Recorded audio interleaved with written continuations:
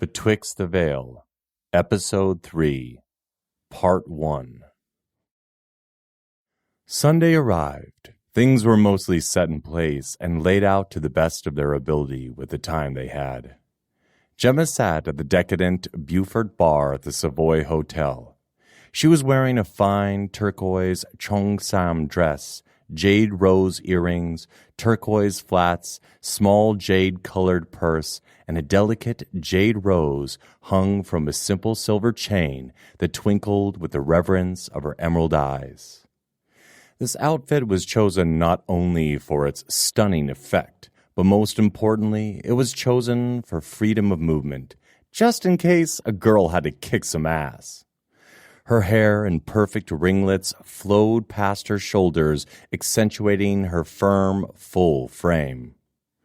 Her confidence was clear but inviting. Her eyes twinkled with an intelligence that was not overbearing. Her poise was graceful but not pompous or assuming, someone that clearly belonged yet hinted of wealth, playing the role of a high-priced lady of the night to a T.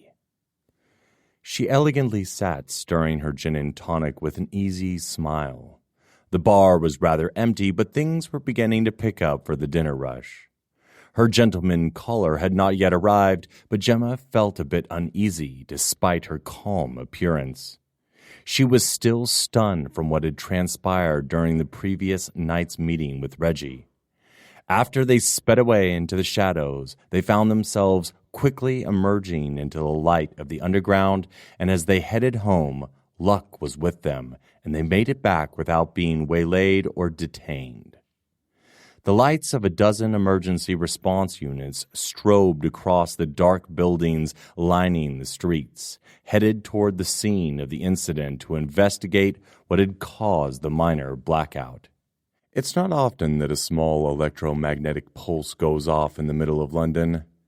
The sisters returned home to find the incident being broadcast on the telly.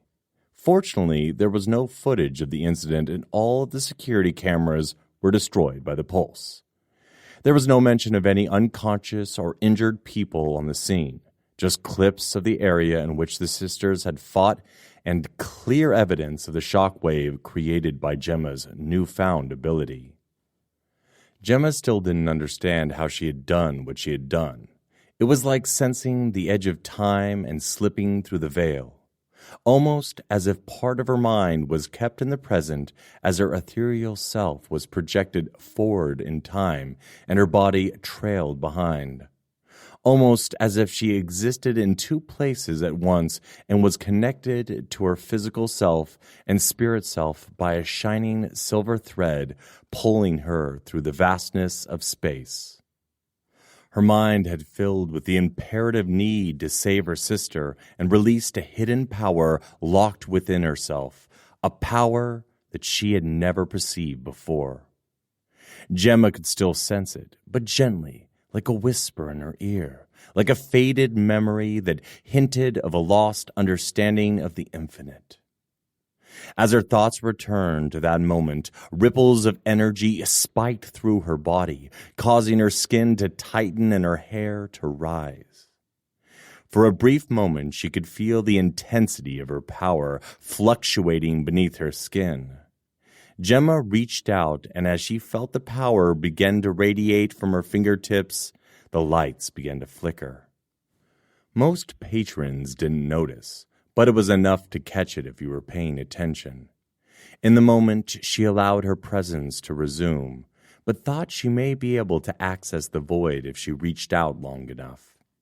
She gently shook her head and refocused. This was not the time to be playing with unknown abilities.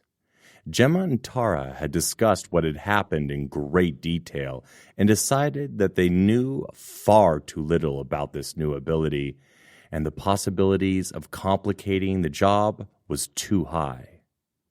The plan was tricky, but they had hashed out several contingencies, depending on where the device was located.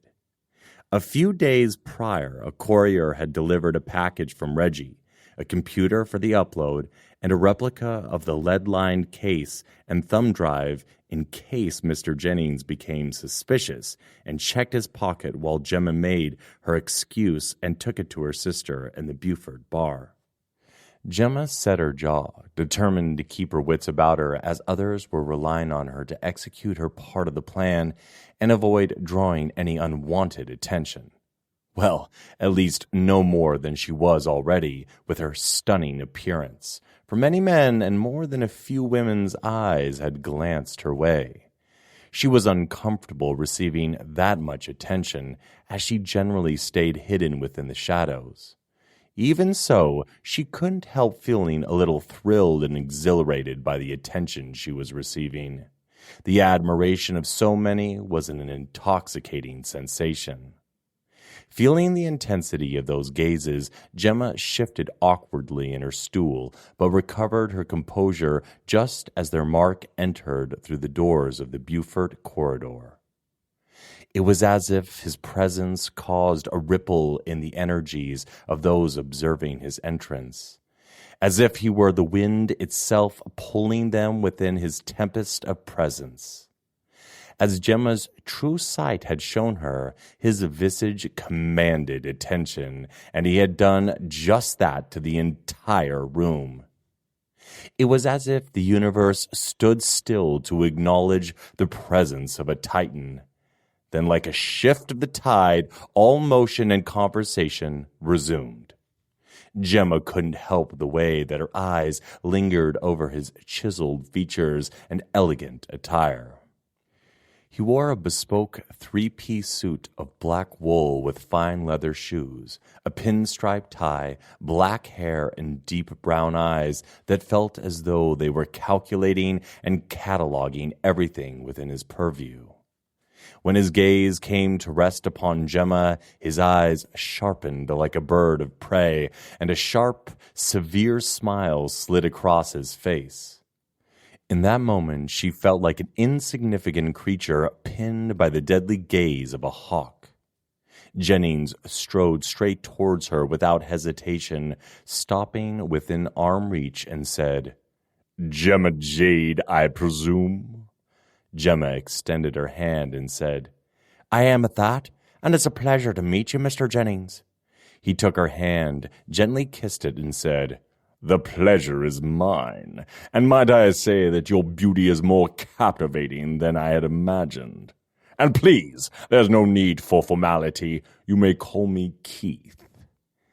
He smiled, his brilliant white teeth gleaming in the ambient light. Gemma smiled in return, feeling oddly giddy from his charm, yet her instincts kicked in, and she motioned for him to take a seat next to her at the bar. Gemma was shocked at the mild enamorment she felt within his presence. It's not like she thought he was attractive, yet it was as if he was an immense planet and she was a moon held within his gravitational pull. He slid smoothly into the stool next to her and motioned to the bartender with a slight tip of his chin. The bartender immediately came at his beckon, as if awaiting his command, and eagerly said, "Can I help you, sir?" "I have a reservation for two under Jennings, and I will take what the lady is having while we wait." The bartender nodded his head, prepared the drink, set it in front of Mr. Jennings, and scurried off to inform the host of the reservation. Gemma and Gentleman Jennings chatted cordially and exchanged pleasantries until the host arrived. He was a squat man in his late 50s, with rounded facial features, large sideburns, and a chin that wobbled as he walked. In short, he was the perfect depiction of an aristocratic manservant or butler. He said in a stuffy, posh accent, "Mr. Jennings, Miss Jade, would you please follow me?" As they walked from the dark, almost cavernous black and gold decor of the Beaufort bar into the Thames dining hall, Gemma couldn't help but be overwhelmed by the opulence of the place. She had been in many elegant places in her numerous dealings, but this place was lavish in a way that dwarfed her previous experiences by leaps and bounds. Under the arched ceiling of the glass-domed atrium in the center of the room, a delicately latticed gazebo engulfed a grand piano. A neatly fitted pianist was playing some soft classical arrangements, like a caged bird playing sweet melodies to its masters. From the ornate high-backed chairs of beige and gold filigree, fine worked wooden tables with elaborate scroll work on the borders, to the grand alabaster pillars trimmed with gold that stood around the center of the pianist's birdcage.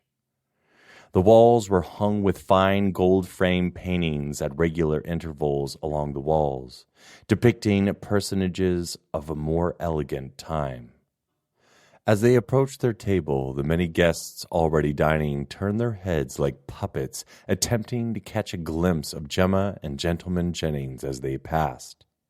As if they were a stone being dropped into a pond, their heads turned like undulating ripples. The host pulled out Gemma's chair, motioned her to sit, and then did the same for Mr. Jennings. As the two settled into their seats, the host placed two menus in front of each of them respectively and asked, "Would you two like anything further to drink while you wait? Perhaps some wine or—" He was quickly cut off with a curt wave of the hand as Mr. Jennings said, "The lady and I will take the 45-year-old Midleton very rare Irish whiskey from my private stock." The host bobbed his head and in a soft voice said, "But of course, Mr. Jennings, and your waiter will be with you promptly." With that, he scurried off like a waddling duck through the maze of guests to fulfill Mr. Jennings' request. Gemma smiled at Keith and said, "How did you know that whiskey is my drink of choice?" He returned her smile and said, "Let's just say it was a hunch. I was certain you were not much of a wine connoisseur, and your Dublin accent made it a safe bet that you would enjoy a fine whiskey." Gemma just smiled up at him, thinking that there was more to it than that, but was pleased to not have to endure some so-called refined wine and pretend to enjoy it. To Gemma, most wines just tasted like rotten grape juice, and nothing could beat a 45-year-old Irish single malt Midleton very rare whiskey.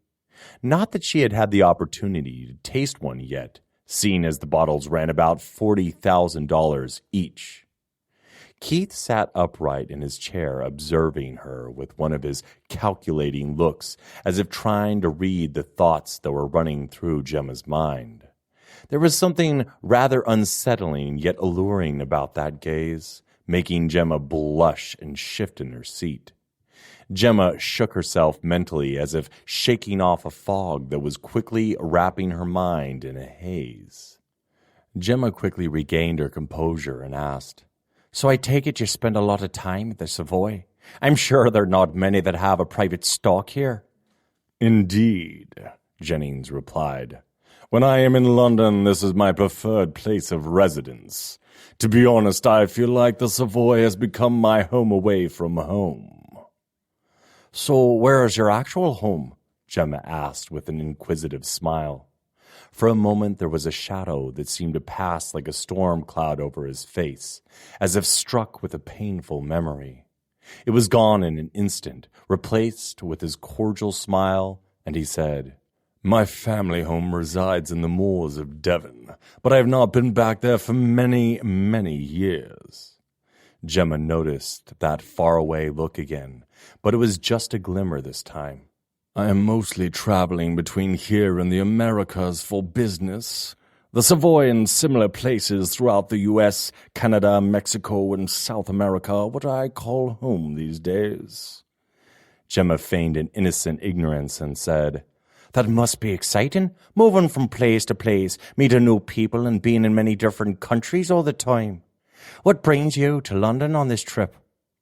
As he went to speak, his right hand unconsciously slid into his inner jacket pocket and then quickly shot back out as he seemed to remember himself and said, "I am here to meet with an old friend to discuss some business.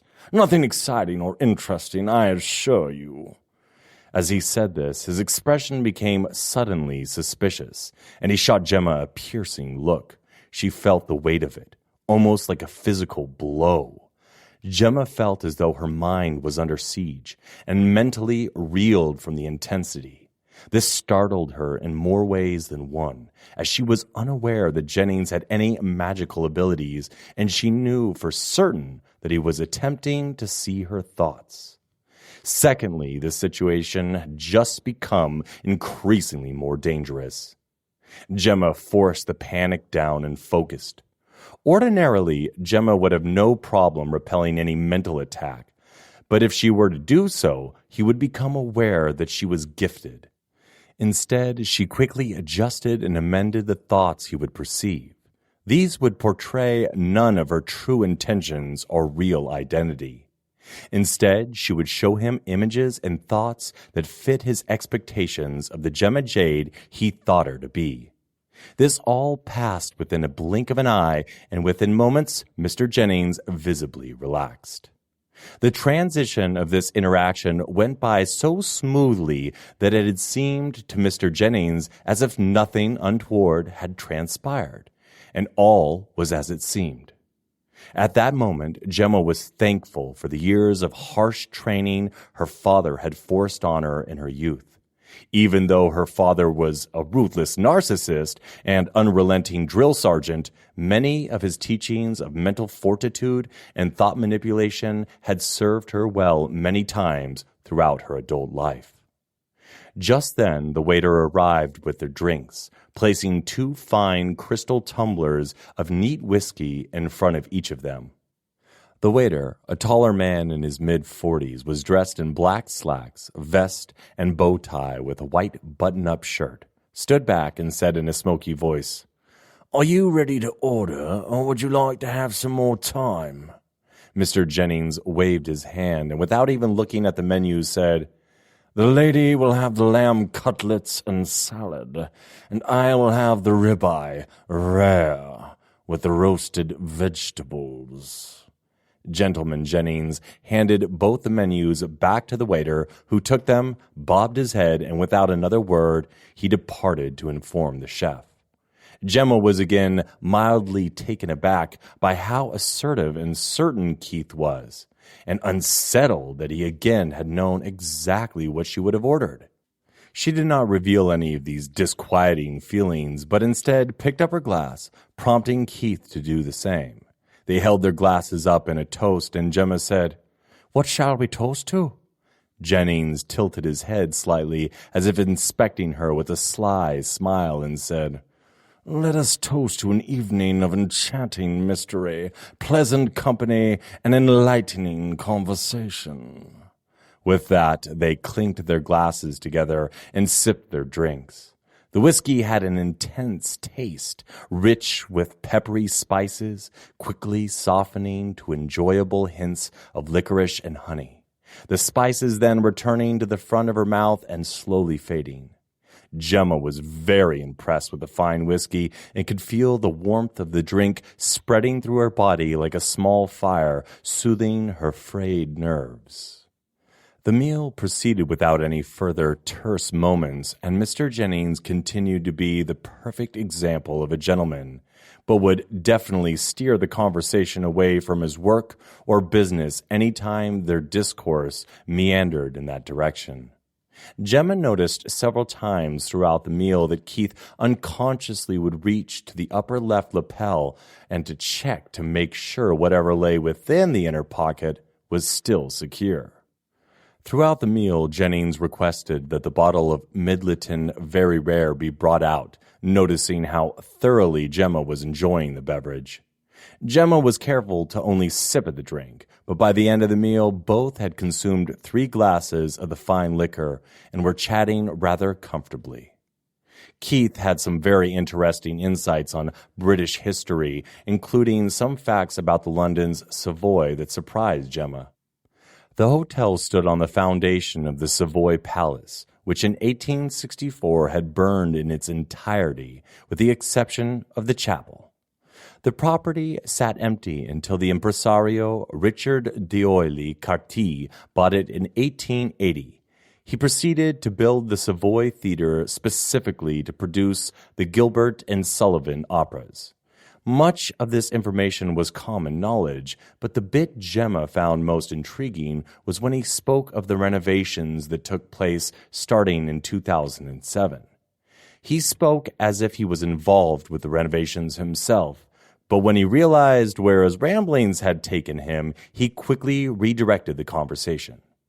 At one point, Gemma, being curious and realizing that Keith had a vast knowledge of the building, asked about the ghost sightings on the 5th floor and room 502. Mr. Jennings momentarily stiffened, his eyes sharpening with suspicion, but quickly relaxed and waved it off as guests getting too drunk or staff rumors and hearsay. If Gemma had been anyone else, she would have accepted his common narrative, but there was something about his reaction that unsettled her. His initial reaction made her think there was something more to the sightings that he was not willing to say.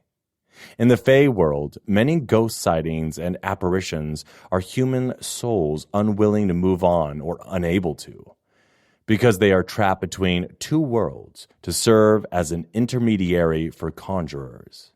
Sometimes they were just devious elemental spirits that enjoyed distressing humans.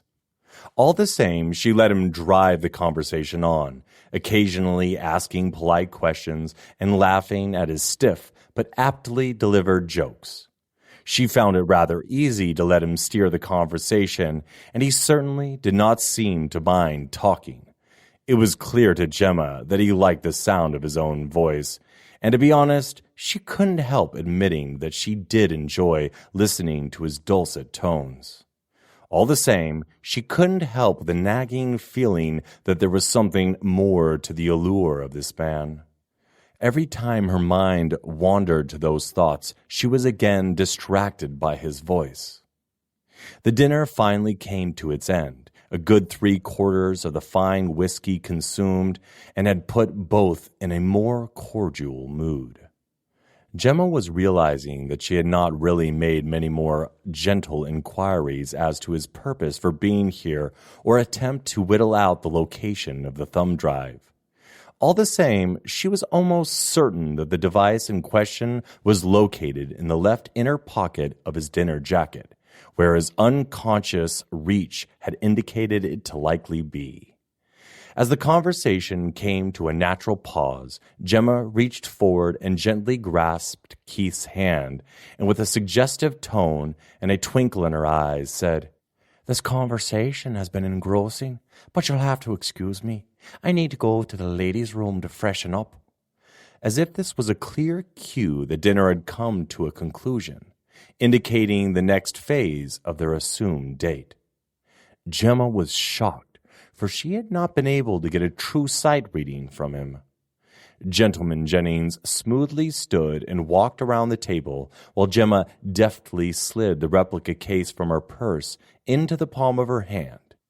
Jennings pulled out her chair. Gemma stood and in one smooth motion turned towards Keith, pressing her voluptuous body against the right side of his angular frame, kissing his cheek and whispering, "Leave a key with the host and I will be up promptly." As she did so, she simultaneously slid her hand across his chest as if in a caress and straight into his left pocket. Gemma skillfully exchanged the dummy case in her hand with the object in his pocket.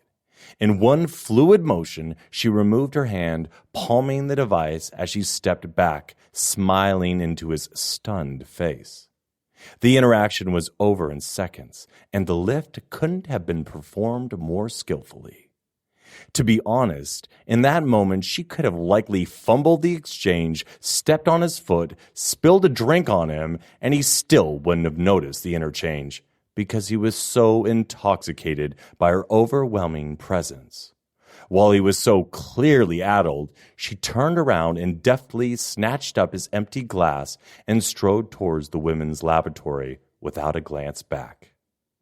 As she made it into the main hallway, she quickly glanced about her to make sure there was no one watching, and with a moment of concentration, she activated her shadow cloak to deter any unwanted eyes from observing her next move. Gemma bypassed the toilets and looped all the way back around to the Beaufort bar. There, Tara sat on one of the fine lacquered wood tables by the bar, wearing a blue pantsuit and glasses, acting as if engrossed by what she was viewing on her laptop. Gemma skillfully wove her way towards Tara as if heading to the bar.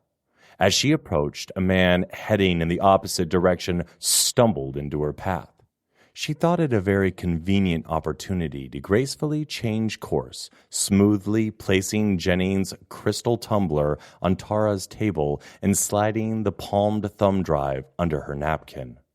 The man, not even noticing that he had almost collided with her, continued on his way. Gemma cursed, realizing she had forgotten her shadow cloak was still activated, and released it. She proceeded to the bar where she casually sat at one of the stools. In instances where Gemma was in full light and view of most people, her shadow cloak worked by preventing their eyes from focusing on her. If they were to gaze in her direction, their eyes would slide right off her.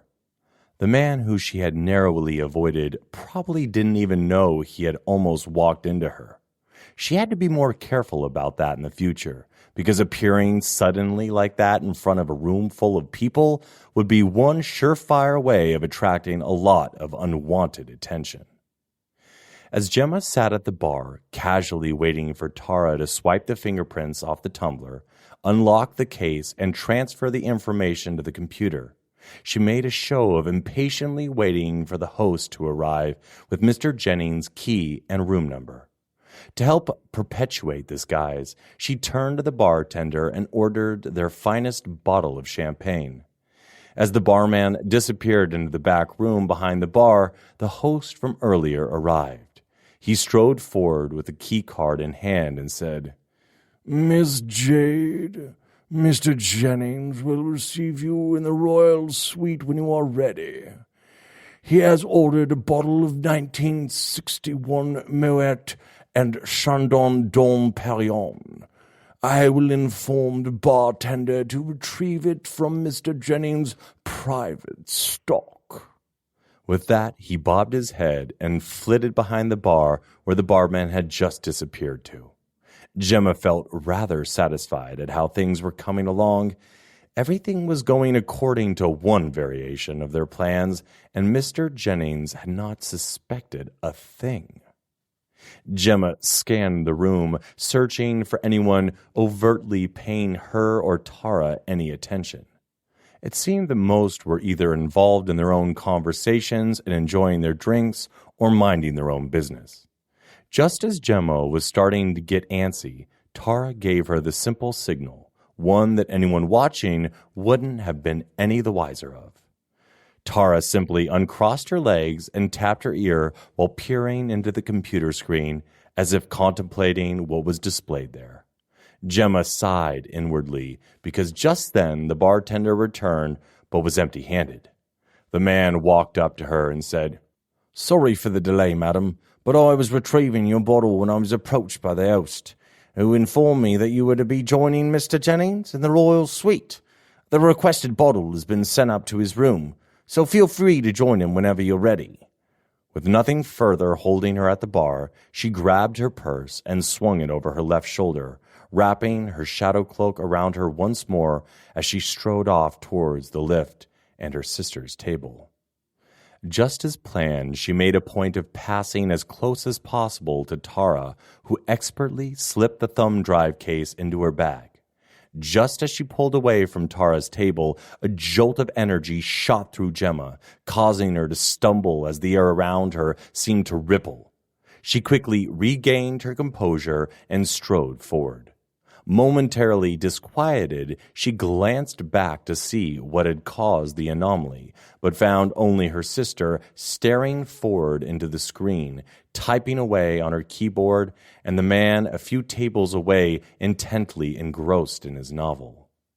Nothing seemed out of place, but she had imagined neither the feeling nor what she had seen. She checked her shadow cloak, and it was seemingly still in place. So she continued down the hall into the lift and headed to the 5th floor.